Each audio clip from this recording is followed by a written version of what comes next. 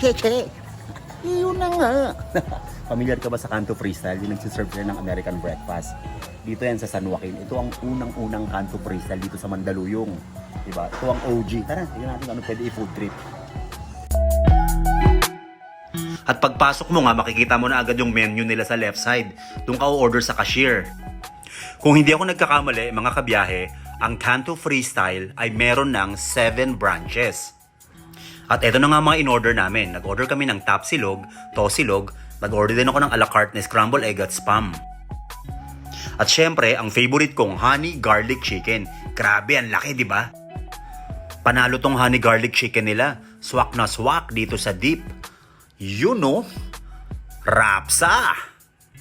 Tapos ang fried rice nila rito, lutong bahay. Asin at bawang lang, parang luto ng nanay mo. Kaya kahit saan mo i-partner, swak na swak ang sinangag nila. Lahat nga pala ng mga silog meals nila may kasama ng grilled tomato. Sakto rin ang luto nila sa scramble na malasado, rapsa din. Yung chicken nila, sarap to the bone ang lasa, ibang klase.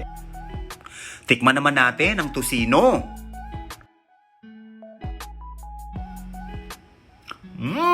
Juicy! Hindi ka magsisisi.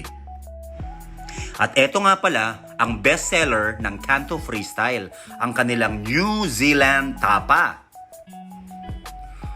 Wow! Tapa Rapsa! Mga kabiyahe, pwede niyong puntahan ng mga branches nila para mag-food trip. Meron sila sa Makati, Manila, Pasig, Quezon City, Marikina, Taguig, at Angono Rizal. Maiba ko, balik tayo sa manok. Ayun oh, sogbo na naman ang tito mong biyahero. Hanggang sa susunod na journey at biyahe ni Fu! Canto Freestyle. Mahilig ka ba mag-freestyle?